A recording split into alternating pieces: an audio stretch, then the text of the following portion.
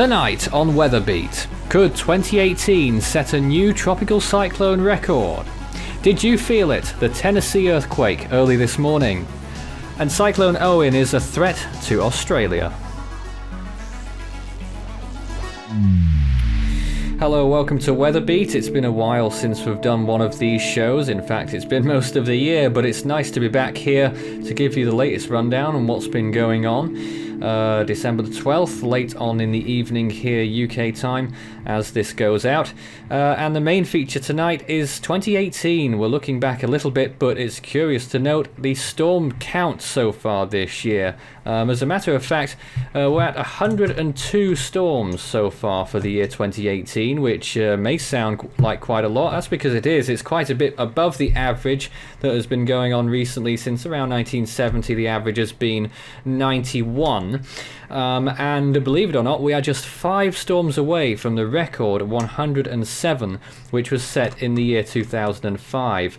As a matter of fact, there are only 3 other years that have exceeded 2018 apart from 2005. Those were 1970, 1971 and 1974 according to Force 13's numbers. Well, we're just less than 20 days to go until the end of the year. There is still plenty of time for maybe even 5 more storms to form, especially as the southern hemisphere has been starting off pretty promptly.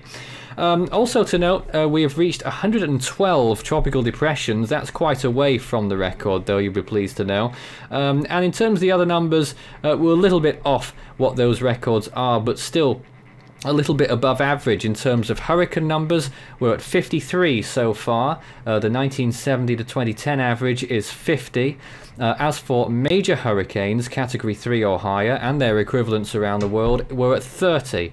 The 1960 to 2000 average was 30, but that went down to 23 when you look at 1970 to 2010. So it depends which average bracket you look at there, but generally it's an average to above average year for major storms too. And then of course you've got the category 5. So far, according to Force 13's analysis, 11 category 5 storms so far this year. The average is 4. Just 2 off the record for that as well, set in 1997, but you'd expect with just 20 days to go in the time of year, we probably won't be seeing any category 5s, or certainly not 2, before the end of 2018. So they're very curious numbers. It's something I wanted to begin on because of how interesting that is. Comparing to last year, 87 cyclones formed and only 41 hurricanes. It also eclipses, believe it or not, 2015 on many counts. Certainly in terms of named storms, 98 in 2015, and we're 2 away from the hurricane count in 2015 as well, but quite a way off the major hurricane count, 39 that year, so we're still 9 away. The 2005 record is 107. That year contained 55 hurricanes rather, and 28 category 3 storms, as well as 10 category 5s. Also notably 133 depressions that year, which is not too far from the record and certainly the highest in the 21st century. If we look at how numbers have been trending recently, we've had a bit of an uptrend in the last 10 years or so, but we did sort of reach a little bit of a dip in 2009, 2010, into 2011 as well, after we came off another high in the mid-2000s period. So it's difficult to establish whether the trend is up for good or not. My suggestion is that maybe not, but we'll see how that goes, or at the very least it's an extremely gradual trend that we've been seeing since the 1960s. If you look at the trend graph, almost all counts have been upwards very gradually over the years. You'll notice the tropical depressions have been on a downward trend. That of course is because back in the 1970s you can see a massive spike there in the tropical depression count, but that has decreased because I suppose the specifications for tropical depression status have become more strict over the years as well. So that is perhaps a little bit disingenuous, the line there without the explanation, but you can see how things have been going recently there. It's quite intriguing actually also to note there that tropical storm numbers have almost reached the amount of tropical depression numbers as well. That is to say, almost all tropical depressions are now becoming tropical storms. Interesting to note how you can sort of look at the trend line for the Category 5s and the Category 3s there as well. It's more of a stair step, I would say. You've got the period well defined up until around 1990, and then you've got the higher elevated period from 1990 onwards to 2018. You can see how it has been on a bit of a higher line since then. Difficult to see without the visualization, but I've put it into your head at least. So interesting to note what those trend lines are. The most steadiest trend there you would see is the tropical storm numbers themselves. So I suppose to have 102 so far with only 5 to go to the record, I suppose that is a turn up for the books. What has really caused all of those systems forming this year, I think personally I would put it down partly to the Western Pacific, because what you notice there is that either we've had extremely strong storms or extremely weak storms. We haven't really had any in between, which has allowed a lot more of the tropical storms to form out of very little, rather than more moderate typhoons sapping up any of the remaining energy. There's been more room for weaker storms this year in the Western Pacific, but of course all basins have really lit up this year, mainly because we have been in that warm neutral period in terms of the El Nino index, and of course we've now entered a slight El Nino as well, which could be building into 2019. So asking for projections of 2019, we could well be seeing another busy year. Maybe not exactly like 2015, but maybe a 2015 light is on the cards for 2019. That remains to be seen. Things could change a lot. Usually means an active Pacific and a quiet Atlantic. Now, as for this summer in the southern hemisphere down there, which is currently underway, it looks like we're going to get a busier than usual season down there, especially in the South Pacific region, and indeed in the West Pacific. We may not get an off-season down there. In the period from December 2014 to May 2015, in fact, there were 10 tropical cyclones that formed in the Western Pacific. Not saying that will happen again this year, but usually it shuts down for quite some time. You may see some other storms stirring in the off-season months, for the conventional off-season months around December through May. Well, that's pretty much all about the 2018 trend. We'll of course be watching it as we see out the last few weeks of the year, but with the southern hemisphere warming up, that record can't be ruled out to see 2018 at the top of the list for the tropical cyclone numbers. As stated, we're now in 4th place, tied for 4th with a few other years.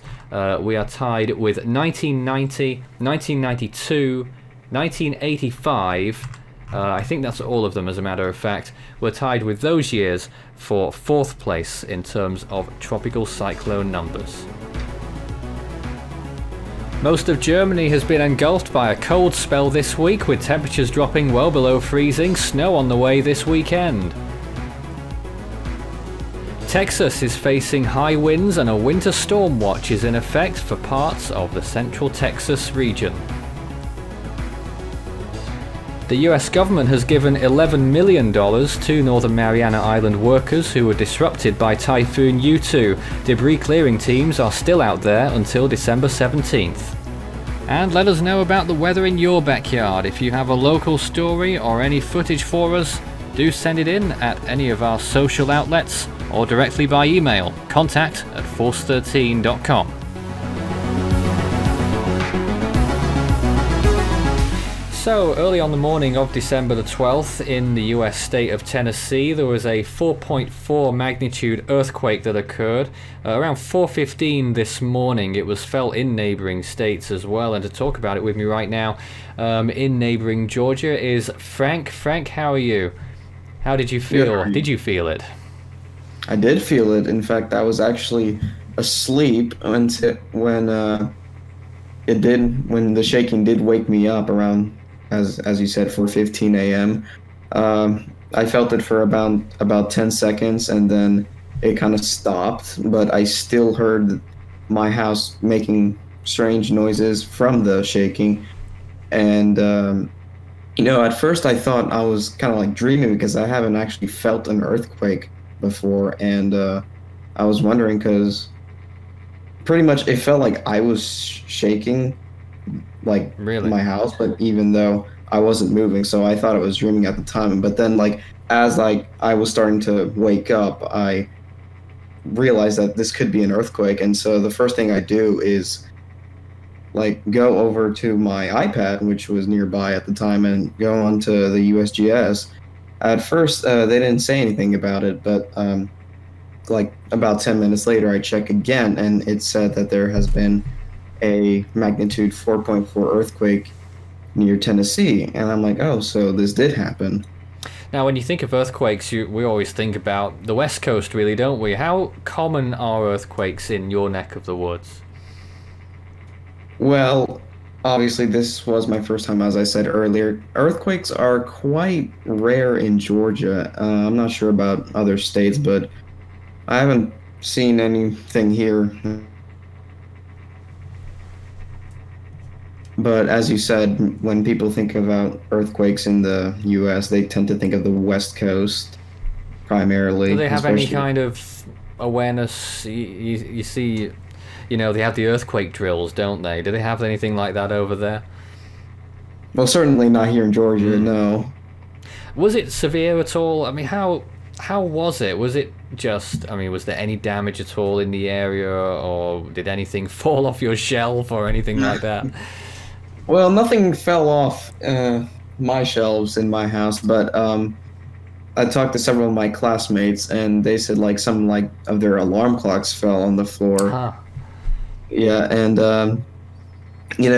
looking at the modified Mercalli intensity scale, a level 4 is usually felt by a lot of people, like almost like heavy shaking, like the walls start creaking and the windows rattling. I did hear the house like making like creaking sounds, so I do think that it was a level 4 in my area.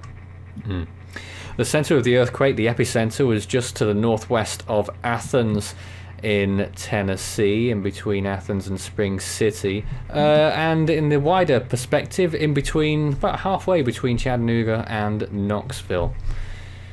So quite a way away from you at least, but if anyone does have any reports from their neck of the woods, especially if they are in Tennessee, we'd love to hear from you. Frank, anything else? Nothing much, yeah, just like some people, like most of the people I talked to, they didn't even feel it because it was so early in the morning. Yes.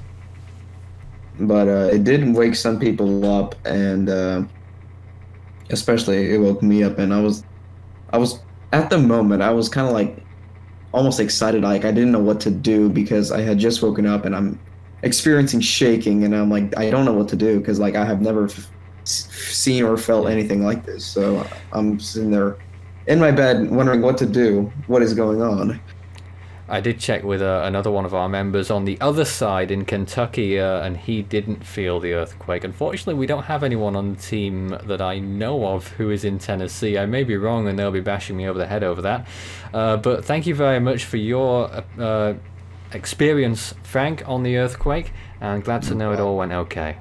Now, with Cyclone Owen intensifying in the Gulf of Carpentaria today as we enter December the 13th in Australia, it's becoming a bigger threat to an increasing amount of population centres as the storm sets its sights on Queensland yet again. It could move over the Gulf of Carpentaria into the Cape York Peninsula to the south, and then over rural Queensland, but then towards the Coral Sea coastline. And on the Coral Sea coast down there in the Brisbane area, we're joined by David Tones, a member of our Force 13 AU operation. And David, what's the latest from down there?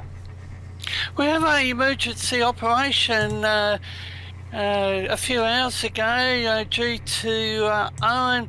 It's been reported on ABC News that Northern Territory Police had to rescue 3 fishermen in distress on a boat near Southwest Island in the Gulf of Carpentaria on Wednesday afternoon. The duty superintendent said a jet was deployed from Cairns, helicopter from Catherine in the Northern Territory to locate the boaties after their... Am I under the impression... Am I under the right impression here that people are being caught out by this storm? Well, I've just cited this, Nathan, the ABC just posted this prior to us doing this item. The helicopter was forced to turn back due to bad weather, yes, and the jet found the stricken anglers. Bualula police officers went out to sea to retrieve them. The message from the emergency authorities up there in the Northern Territory, and it is going to be a message that will stay in force for the entire east coast of Australia. In addition to Owen, we have a developing severe weather system over Victoria. A low pressure system is to form from a low pressure trough, and the message is quite clear. If you're thinking about going boating or doing anything like that in the Gulf, don't. And what are the effects going to be like on the Coral Sea coast? Now, the Bureau of Meteorology is calling for the storm to reach Category 4 on the Australian scale now, and then move inland, and then somewhere emerge along the coast of the Coral Sea. Will the conditions over there be pretty bad as well? Are you expecting? What do you think? I do not honestly know at this point in time, although I have cited or some information from one of our weather groups. It's 50-50 on how Owen is going to impact Cairns. I'd agree. We don't, Nathan, we don't know whether Owen will be a high range Cat 4, Cat 5. I think it's a little bit too early to say, but I have been looking at Owen's latest track. It is probably less than 20 nautical miles off the water's edge. Yes, you're talking about right now, aren't you? The storm is lingering along the coast there. It's going to track possibly south-southeast, then adopt a curve to the east. So if that does indeed occur, it's going to move inland at least to some degree, and that would surely cause some weakening. No, it's going to cross over Mornington Island to its north, or over Mornington Island. Those three islands in the southwestern corner. It's just west of those. But the storm surely can't groups. Intensify whilst the eye is over land. Well, you look at that satellite imagery, and it only has to be. We don't know how wide that eye is. The Joint Typhoon Warning Centre said a microwave eye, and I haven't checked their latest information. The Bureau of Meteorology's reasoning is that the storm will move back out over the Gulf of Carpentaria more, towards the north a little bit, just over Mornington Island as far as I recall. Just to the north, was it? Or was it over the island now? Nathan, I think it's going to be I recall it passing to the north. The item. I was just doing a bit of plotting with Google Earth, and there's no doubt that the directions or the tracks have changed, and it's going to be... Just a quick note, we're running out of time here. Are people prepared? Are people thinking about the storm in your neck of the woods down there near Brisbane? Well, I would say that they are now aware of a significant weather event. It's just going to be the rainfall. I haven't even looked at the rainfall outlook, but people have already evacuated from the Cape York Peninsula, which will probably be around Kooroomba, Kurrayama, and surprisingly, Weipa. Yeah, this is a bit of a surprise. It's a bit north of the warning area. David, I've got to leave it there with you. Thank you very much. We'll have more updates on Cyclone Owen on the Force 13 channel, and of course on David, well, I would say his channel. It's technically still mine, but it belongs to Force 13, the Force 13 AU channel, which David is the main operator of. Thank you, David. Along with the main Force 13 channel for our world audience, we have regional channels, Force 13 AU and Oceania, Force 13 UK and Ireland, and Force 13 US and Caribbean. These channels all need your support and involvement, so if you're in those areas, please check them out.